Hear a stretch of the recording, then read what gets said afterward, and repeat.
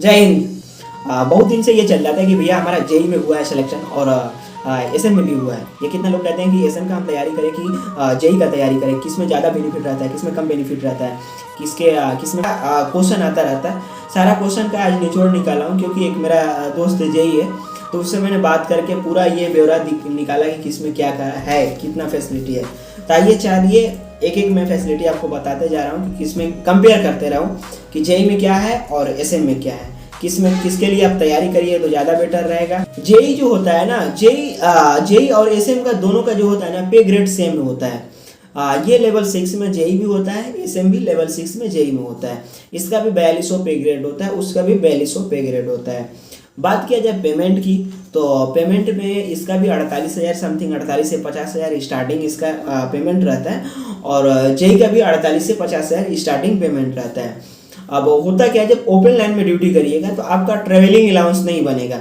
मगर जेई क्या होता है ना, जेई कभी ये सेक्शन में जाएगा, कभी वो सेक्शन में जाएगा, कभी इधर उधर जाता रहता है, तो उसको ट्रेवलिंग अलाउंस अच्छा खासा बन जाता है। दूसरी चीज़ है कि जेई जब संडिंग में काम करता है या यार्ड वार्ड में जो काम करने लगता है जेई, उसमें मेंटेनेंस का काम रहता है, तो उसमें उन लोगों को एक्स्ट्रा पेमेंट मिलता है, मतलब 10-20 हज़ार रुपया एक्स्ट्रा मिलता है।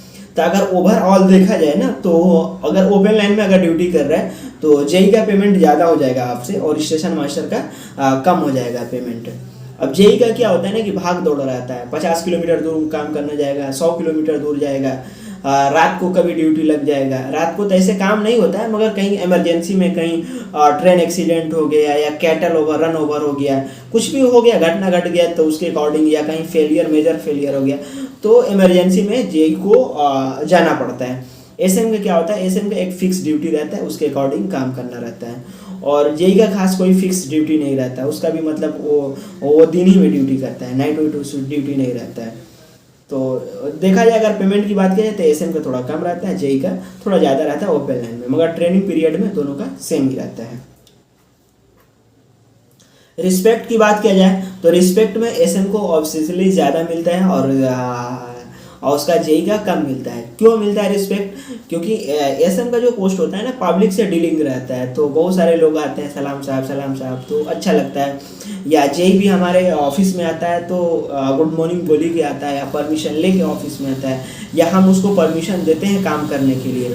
तो जेई का जो होता है ना, तो वो मतलब पब्लिक से डीलिंग नहीं रहता, उसके पास कोई वर्दी नहीं रहता है, नॉर्मल कपड़ा में चलता है। हम लोग का एक वर्दी रहता है। तो रिस्पेक्ट के मामला में बोला जाए तो कुछ एसएम को ज़्यादा मिलता है और जेई को कुछ ही कम मिलता है, हालांकि देखा जाए तो नॉर्मल ही है। ठीक है।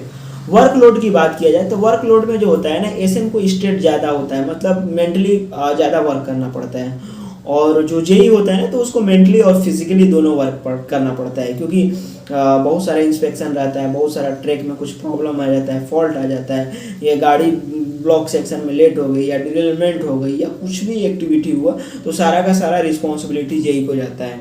ठीक है। तो इसके अकॉर्डिंग उसको स्ट्रेस भी रहता है, मतलब काम करने में, और मेंटली भी रहता है, फिजिकली दोनों उसका वर्कलोड रहता है। रेंट अलाउंस की बात की जाए तो रेंट अलाउंस सेम ही होता है, जितना स्टेशन मास्टर को मिलता है रेंट अलाउंस, उतना ही उसको भी मिलता है। अब रेंट अलाउंस में होता क्या है कि 3 तरह का सिटी होता है, एक एक्स होता है, एक वाई होता है, एक जेड होता है। तो जो जेड सिटी का मतलब सबसे खराब, वाई का मतलब थोड़ा सा अच्छा, और एक्स का मतलब बहुत बढ़िया। ठीक है।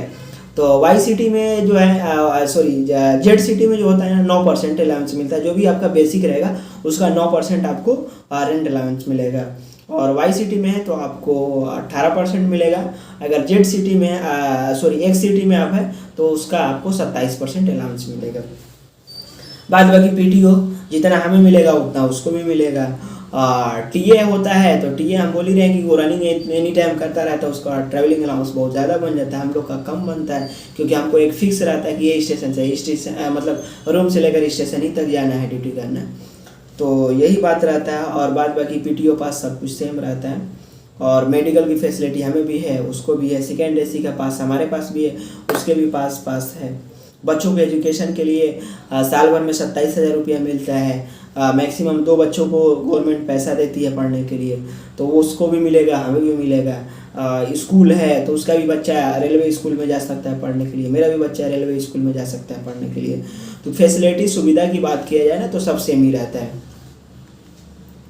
ट्रेनिंग की बात किया जाए तो ट्रेनिंग जो होता है ना इसका 1 साल का होता है, और स्टेशन मास्टर का क्या होता है 90 दिन का ट्रेनिंग होता है, ठीक है। और दूसरी चीज़ होता है कि ये टेक्निकल पोस्ट होता है, जेई होता है टेक्निकल होता है, और स्टेशन मास्टर जो होता है नॉन टेक्निकल होता है। अब बात की डिपार्टमेंट की, तो डिपार्टमेंट जो होता है ना इसका डिपार्टमेंट ट्रैफिक डिपार्टमेंट होता है जेई का, और स्टेशन मास्टर का जो होता है ना ऑपरेटिंग डिपार्टमेंट होता है। स्टाफ की बात की जाए कि किसके पास ज़्यादा स्टाफ रहता है, तो जिसे देखिए स्टेशन मास्टर के पास 2 गेट रहेगा, एक इधर गेट रहेगा इधर गेट रहेगा, तो 3 गेट पे रहते हैं, और 3 इस पे रहेंगे स्टेशन पे रहेंगे।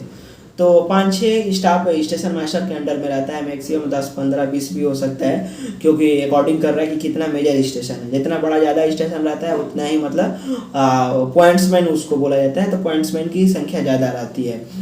तो देखा जाए तो स्टाफ के मामले में अगर बात की जाए तो हमको स्टाफ को हैंडल कम करना रहता है, मगर वही जेई की बात की जाए तो मिनिमम 50 स्टाफ उसको मिलना ही मिल रहा है काम कराने के लिए, और मैक्सिमम 250।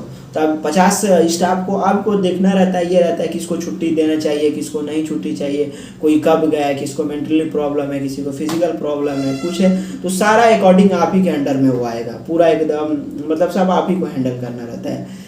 जिसे गेटमैन होता है, गेट कीपर होता है, नॉन इंटरलॉक गेट पे होता है, तो वो सब भी मतलब वो ट्रैफिक के अकॉर्डिंग ही आता है, तो वो भी जेई हैंडल करता है। तो वर्कलोड की बात की जाए ना तो जेई के पास ज़्यादा रहता है, मेंटली और फिजिकली दोनों वर्कलोड रहता है। एसएम के पास ओनली मेंटली रहता है, फिजिकली वर्क कुछ नहीं रहता है उसके पास, एसएम के पास।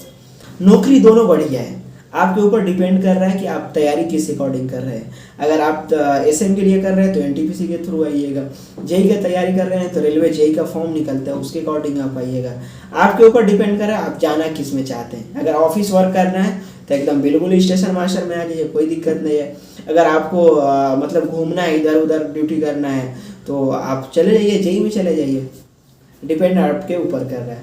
सारा जितना था निचोड़ सब मैंने बता दिया, अब आपके ऊपर डिपेंड कर रहा है कि आप किस में जाना चाहते हैं। आज के लिए इतना ही, फिर मिलेंगे नेक्स्ट वीडियो में। आज के लिए जय हिंद।